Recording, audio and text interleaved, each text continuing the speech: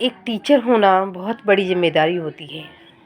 Specially अगर एक lady teacher है तो उस पर जिम्मेदारी डबल हो जाती है। कैसे? कुछ दिनों से मेरी क्लास में एक भाई और एक बहन क्लास के लिए आते थे।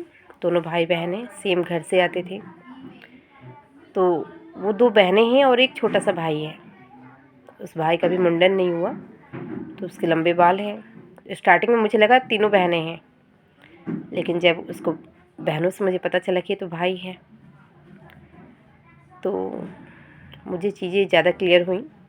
आते तीनों एक ही घर से हैं, लेकिन तीनों की कंडीशन आप देखेंगे तो बहुत ही डिफरेंस था दोनों की, लड़कियों के और उस लड़की की कंडीशन में। लड़का टिप टॉप, बिल्कुल चेहरा साफ़ सुथरा, बाल पूरे बंधे हुए सरदार की तरह ऐसे आता था, और लड़कियां दोनों बहनें ऐसे आती थी जैसे कि सोकर उठकर आ गई हों। मैंने बड़ी बहन से बात किया। उसका छोटा भाई दूसरे टीचर के पास पढ़ता था और वो दो बहनें मेरे पास पढ़ती थी। मैंने बात किया कि वो ऐसे आता है, आप दोनों ऐसे आती हो क्यों? वो अच्छे से आ सकता है तो आप दोनों भी सही से आए करो, बाल वाल ठीक करके, चेहरा साफ़ सुथरा। डिसाइड कि मम्मी सिर्फ उसी को रेडी करती हैं। मम्मी हमसे पूछती ही नहीं कि हमें क्या पहनना है, हमारा चेहरा कैसा है, तो ऐसे भेज देती, हम आ जाते हैं। मतलब अभी वो लड़की मुश्किल से 7 साल की होगी, बड़ी वाली, और 7 से 8 साल यही एज है उसकी। 1-1.5 साल छोटी वाली है और सबसे एंड में वो लड़का है।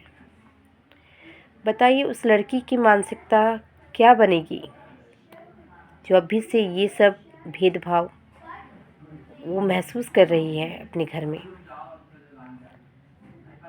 तो मैंने उससे कहा कि बेटा आप अपना केयर खुद कर सकते हो।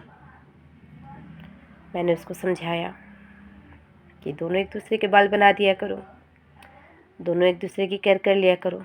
अगर मम्मी बिजी हैं तो क्या बिजी यार, जो माँ एक बेटे को कर सकती है वो उन दो बेटियों को नहीं कर सकती। पता नहीं कहाँ से आती है ये सब मानसिकताएं। मतलब एक लड़की को क्या क्या फेस करना पड़ता है ना, अपने घर से ही भेदभाव शुरू होता है उनके साथ और पूरी ज़िंदगी निकल जाता है यही सब सहते सहते। अपने घर में इस भेदभाव को बर्दाश्त कर रही हैं, आगे चल के समाज में कैसे कैसे भेदभाव उनके साथ होंगे। मतलब लड़कियों के जो लाइफ है ना, लोग कहते हैं कि बदल रहा है टाइम, कुछ नहीं बदल रहा है। ज़मीनी स्तर पे आप देखोगे ना तो कुछ नहीं बदल रहा है। लड़कियां बस सामाजिक तौर पर लड़कों के बराबर हो रही हैं, लेकिन अभी भी लड़कियों के साथ भेदभाव हो रहे हैं। बहुत बुरा लगता है यार, बच्चों के साथ इस तरीके से चीज़ें होती हैं तो कैसी माँ होगी।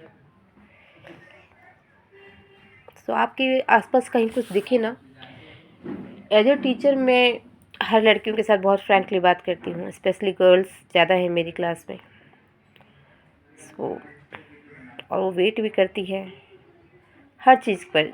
उन्हें जिस भी चीज़ की डिस्कस करना होता है, चाहे वो उनके पीरियड साइकिल हो या फिर हार्मोनल चेंजेस हो, कुछ भी। सो एक टीचर होना सिर्फ पढ़ाना आपका काम नहीं है। अगर आप ऐसे ग्रुप में जाते हैं तो उनके साथ थोड़ा सा फ्रैंक हो जाइए ताकि वो ओपनली आपके साथ बात कर सकें। सिर्फ टीचर बनना काफ़ी नहीं है, उन्हें एक दोस्त की ज़रूरत है। और एक टीचर जब दोस्त बनती है ना, बहुत कुछ इजी हो जाता है उन बच्चों के लिए।